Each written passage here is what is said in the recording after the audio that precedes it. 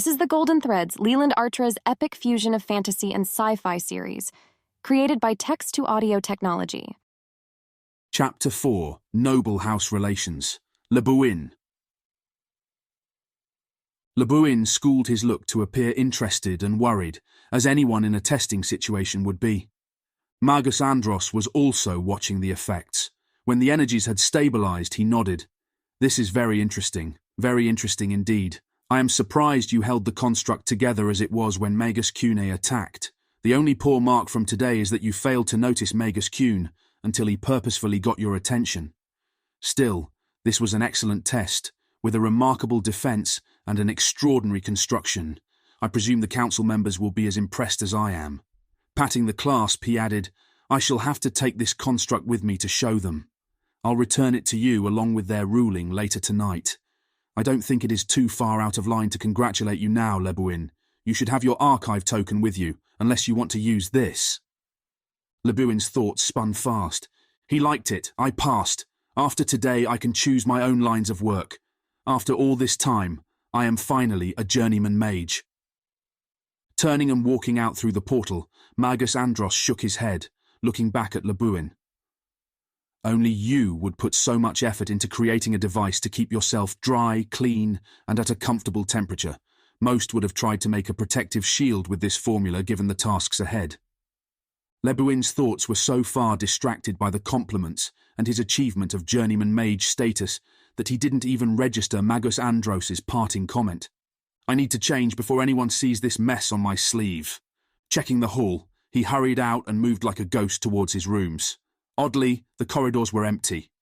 I wonder what time it is. I know construction takes time, but most of the work was already finished. I thought I'd be done before sunset. This feels more like late night. He reached his room without seeing anyone but servants. Stepping into the small chamber, he moved to the second of his 2 wooden armoires. Pulling a key from his pouch, he unlocked the brass inlaid lock. The doors swung open on their well-oiled hinges without a sound. Inside were 4 cabinets, 2 large drawers on the bottom, and a full-length silver mirror attached to the inside of the left door. Seeing his reflection in the mirror, he shook his head. He was marginally above average height at 5'11". His dark green eyes looked tired, and his normally pale skin looked a little whiter than usual. Without thinking, he took the brush and worked it through his sandy brown hair, fixing it to fall mostly on the right. His hair hung to just past his shoulders. Putting the brush down, he stripped off his clothes and threw all of them in the trash basket. With another glance at himself, he sighed. I wish I wasn't so skinny. Without clothes on, I look like a starved beggar. He moved over to the water bowl. He warmed the water with magic before taking a hand towel and moistening it. As he scrubbed the wound, he saw it was pretty shallow. It still stung. He moved back over to the open armoire, pulling out a small vial of clear fluid. He dripped some on the wound, watching it bubble a pinkish white. Wiping the foam from his arm with the wet cloth, he then took another vial with an oily pink fluid, which he opened and drank, placing the empty vial and cap in a special basket on the desk for such items. The warmth spread through his system quickly. He watched as the wound on his arm closed, still bubbling. After a minute, he wiped it with the cloth again, removing all the foam and blood. The wound was gone and no scar remained. He finished cleaning up. Unlocking and opening the other armoire, he revealed 2 cross-sections of clothing hanging on bars, with another set of 4 drawers on the bottom and another full-length mirror. He examined the clothes and selected a sea blue shirt, matching loose trousers, and a sleeveless doublet of grey silk, with silver cording that would show off the shirt's pleated sleeves. To that, he added riding boots that had never seen a horse, or even a dirty road.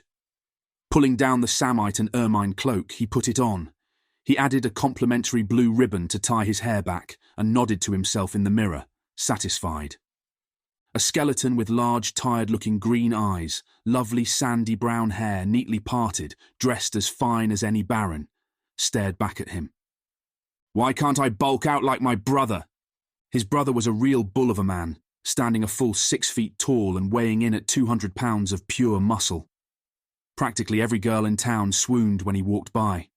They barely acknowledged Lebuin's presence, which was why he had started learning about fashion. By dressing with flair, he had managed to find a means to attract some attention from the ladies. Of course, it turned into more than a means to meet women. He truly loved his clothes, and was immensely proud of his sense of style. He had broken up with his last girlfriend because, in spite of her amazing beauty, she refused to dress well in private, favouring frumpy, comfortable clothing, which drove Lebuin crazy. It's silly for journeyman Maggie to gift the guild with a token of their making that is never used. Traditions can be so silly. It is a wonder we continue to uphold them. Reaching to the top cabinet, he took out the crude artifact that he had selected to be his token long ago, when he had learned of the gift tradition. Until now, he hadn't given it a second thought. It was a small silver ship fused to a piece of dark blue geode, which reminded him of his family. He had made it as part of his training in artifact creation. It contained a simple incantation that caused the crystal to glow, making it beautiful at night. Putting the glowing ship into his pouch, he closed the doors and relocked them. He walked to the library in a slight haze. He could have ordered some food and dined in his room, but he truly lived in the library. Since the age of 3, when he first entered the guild, the library had been a place of comfort and enjoyment for him. He spent every spare minute there.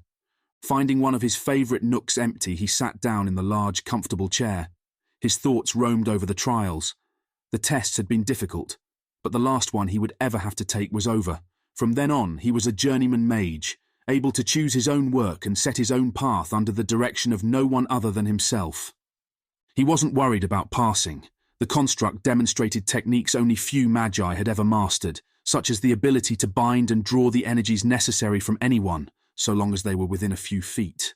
The other incantations were variations of the minor comfort formulas, taught to every candidate to help them remain healthy, as well as provide safe practice for maintaining continuous incantation and energy channeling. Of course, he had added some nice twists, such as the self-adjusting temperature, which shifted between warming and cooling as needed, strengthening the dirt repellent to the point that the protected cloth would remain sterile. It caused all the effects to spread out enough that a medium-length cloak would provide the protection to the entire body. A servant silently placed a glass of wine on the table next to him. As the man started to move away, Lebuin pulled his attention to the present and raised his hand. The servant stopped. "Do you require anything, sir?" "Yes.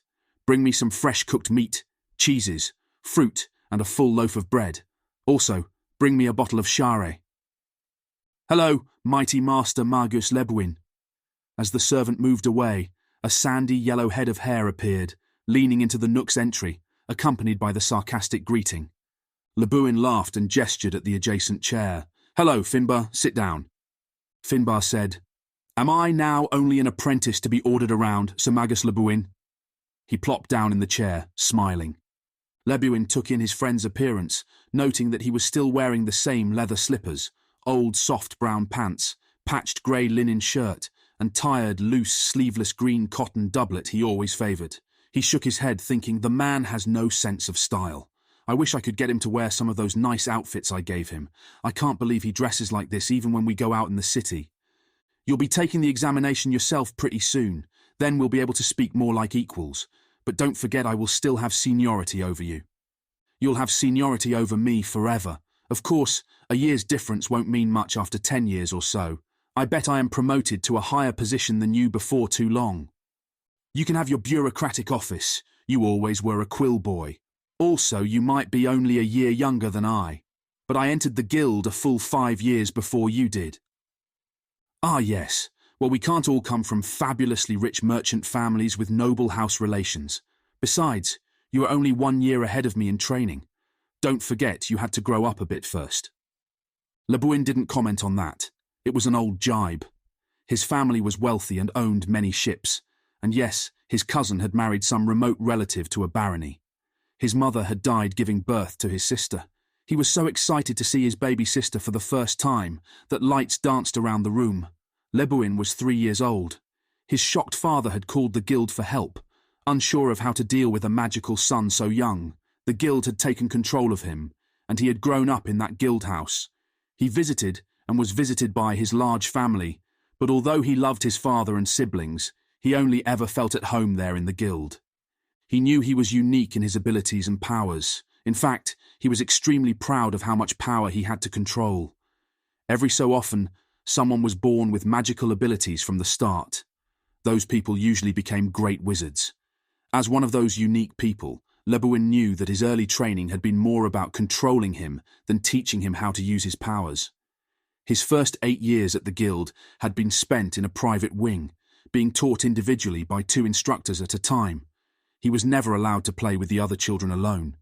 He recalled that many of the others had avoided him out of jealousy, and he long ago decided he didn't need them either, so he learned to live in solitude, which became a theme for his time there. Even after he had learned enough control over his emotions and powers to be moved in amongst the normal students, he was shunned by his peers. He had ignored everyone else, staying in the library, reading and researching when not required to be in classes. Only Finbar had managed to get to know him and become a friend. He had spent so much time at the guild with mage and journeyman that initially the guild had skipped his introductory training, thinking he had already gotten it. It was discovered in his 3rd year of training that he had not learned some of the anchoring techniques, so he had been put with the entry-level classes just as he was starting on his 4th year. The teachers rotated so much that he didn't repeat anything, and he was grateful for the restart because it gave him the knowledge that there were numerous points of view to magic. I liked the repeat lessons. They were not boring because the other instructor brought an entirely different view to the lessons, giving me a better grasp of magic than others. Perhaps when I am more respected, I might recommend making that repeat loop part of the normal training for most, even though it would add 3 years to the training time. Is Magus Cuna really so smashed up that you can't recognise him? Finbar's question brought Lebuin back to the present. What? No, he did smash his nose pretty badly and bled a lot from it. Huh, I figured the rumours were a bit exaggerated. Rumours? Really, there are rumours already. We finished the exams not more than a mark ago. Are you daft? You know a mark is ancient history and rumour time. No, I just can't believe I am the subject of one. You mean again? Well, of course you are. When someone manages to blow a full magus out of their construction trial without losing the construct, people are going to talk. Rolling his eyes, Lebuin looked closer at his friend. He isn't exaggerating, that is really what they are saying. How could a full magus spread such an exaggeration? Maybe it was the servants. Kuhn is going to be impossible to avoid after this. I'll have to find some way to distract him from seeking vengeance. I didn't blow him out of my test. I made a hole for him to fall into. He knocked himself out on the floor, falling into it. Seriously? Oh, that is so much better. Finbar's eyes brightened with humour. Tell me what happened. A servant brought in a platter of food with 2 glasses and an open bottle of Shah. The food was set on the table between the 2 magicians, and wine was poured. Lebuin barely noticed the servant's activity as he started eating and related to Finbar, the events, and Magus Andros's comments. After the story, and unsurprisingly the bottle of Shara was empty, Finbar stood up. Well, I'm off to set some rumours straight. This is far more entertaining than the whole flamboyant magi battle described to me. Lebuin pointed at his friend, laughing. Don't blow it too far out of proportion. I still have to deal with Magus Cuni for many years. Smiling, Finbar gave him a fake, shocked look. Blow it out of proportion? Me? I only tell the precise truth, especially when it is far more entertaining than some silly yarn. Lebuin leaned back and closed his eyes. How can such great success be tied to so much trouble? He did not notice the servant clean the meal's detritus. Want more? Check out reamstories.com/goldenthreads. Thank you for listening. Before you go, please like, subscribe, and comment. I'd love to hear your comments on these stories, good or bad. These audio readings are produced with text-to-audio technology to keep costs down. 2 options exist to support producing them with greater quality and frequency, leading to the ability to use voice actors. Option 1, and my personal favorite, go to rimstories.com/goldenthreads and follow or subscribe to get early access. Participate in the amazing community of listeners and fans, and thus support the writing, editing, and audio production. Or, Option 2, go to patreon.com/LARTRA and become an audio production patron. Subscriptions sustain the serial writing projects and all their associated costs.